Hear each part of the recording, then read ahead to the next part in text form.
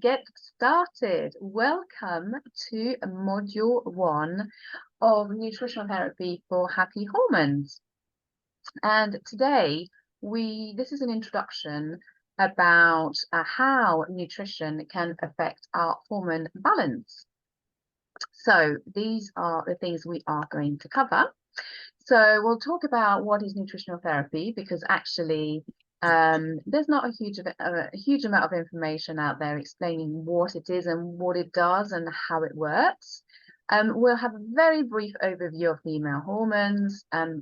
We'll touch on hormonal changes after the age of 40, and then we'll touch on how nutrition affects hormone health. And I have a couple of exercises as well at the end for later.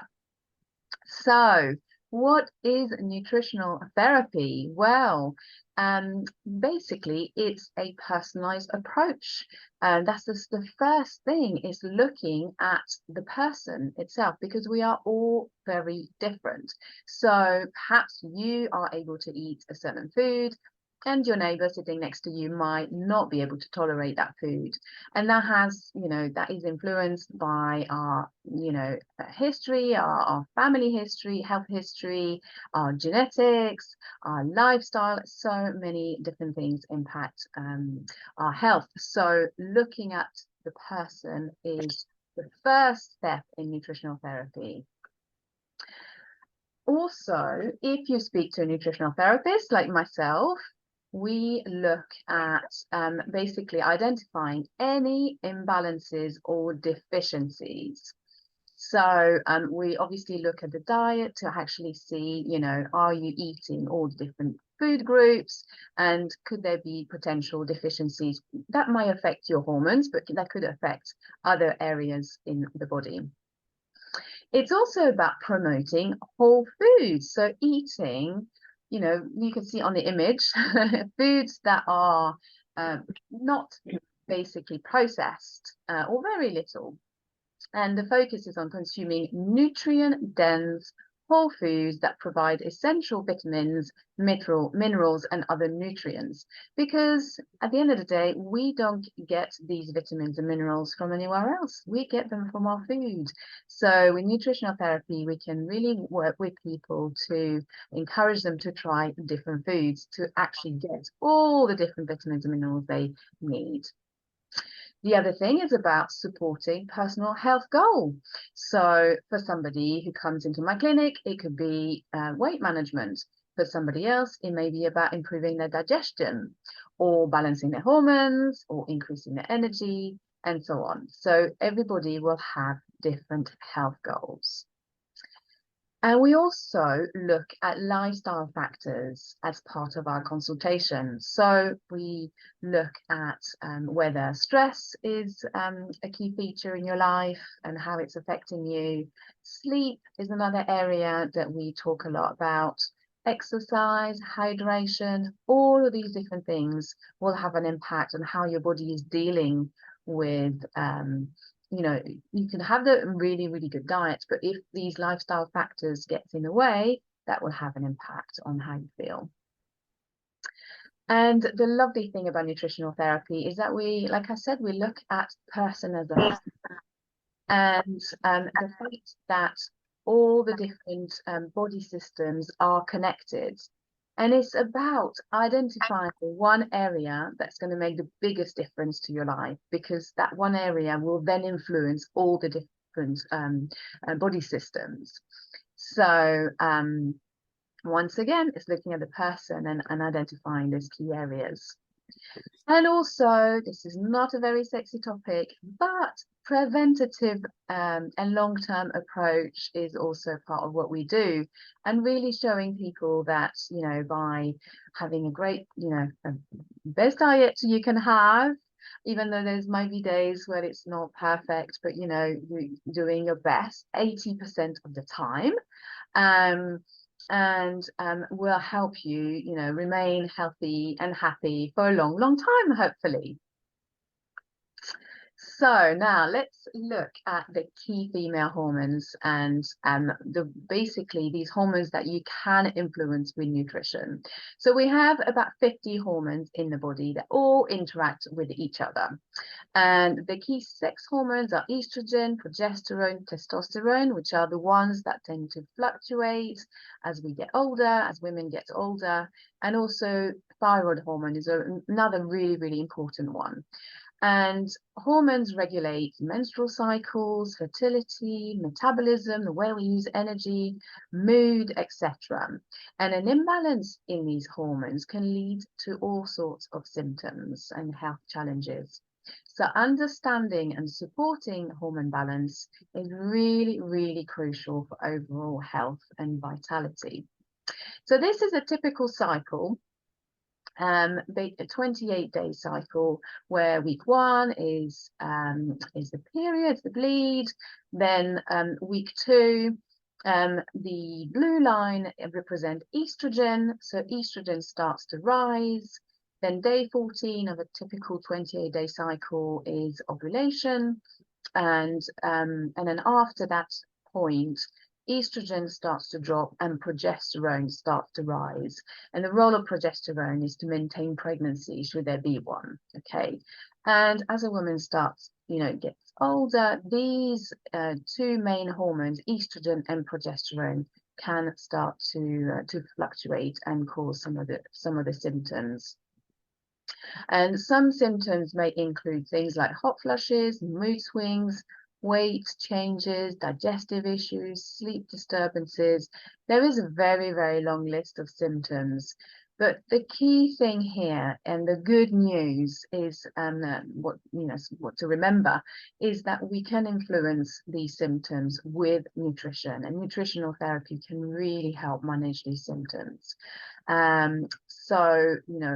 Understanding, how your body is actually working, which hormones are we looking at balancing, and the reason why they are fluctuating in the first place will help. And eating specific foods will help you achieve that. So how does nutrition help or can help hormone balance? So the food we eat can influence hormone production. So we need to make hormones in our body, hormone regulation, and that's when the hormones are actually used in the different roles, and then overall balance. And that means that we produce hormones. So for example, estrogen, we produce a certain amount, we use it for, our skin, our bones, it's so many different areas. And then we need to excrete any excess. Otherwise, we start experiencing symptoms. So, this kind of detox function is very important as well. So let's go a little bit deeper into how nutrition can help hormone balance. So number 1 is nutrient availability. I have mentioned that, we need a wide range of nutrients to produce these hormones. So that's how nutrition can help. Blood sugar regulation. This is to do with energy. And basically the body likes to have constant energy and avoiding these up and down in energy. This can lead onto diabetes and other health conditions.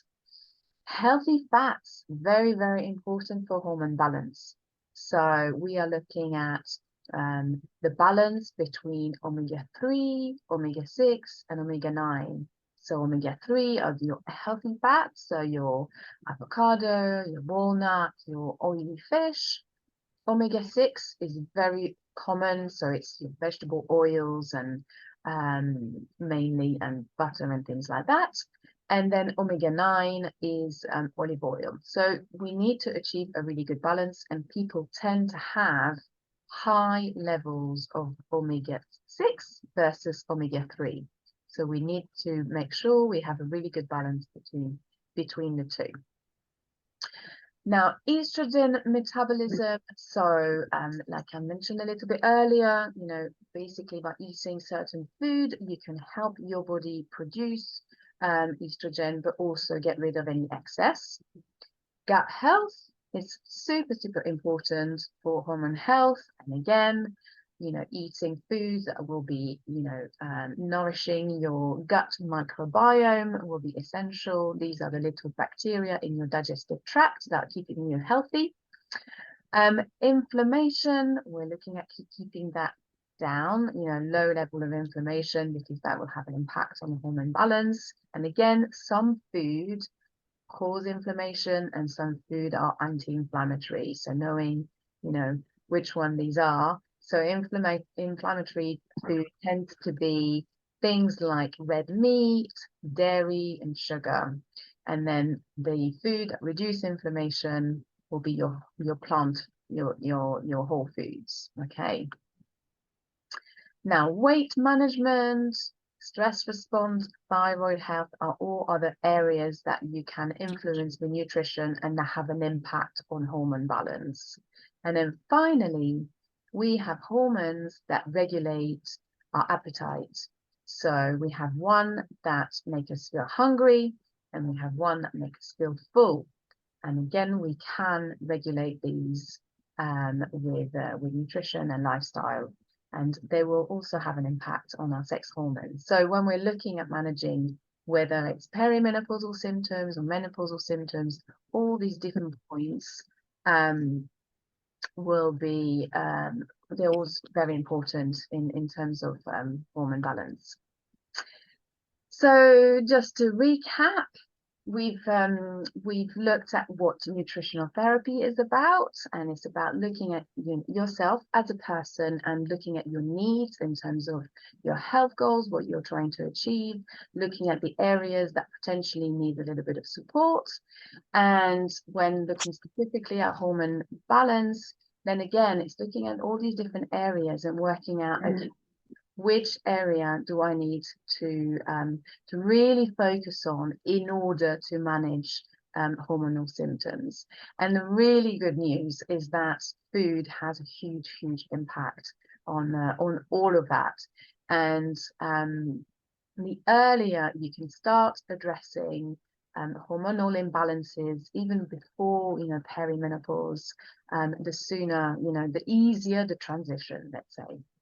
So to finish this lesson, I've suggested 2 activities. So one is a food diary, which is a 3-day food diary to help you understand, or realize perhaps if you are eating at every meal, what sort of food you're eating, if you're snacking in between meals.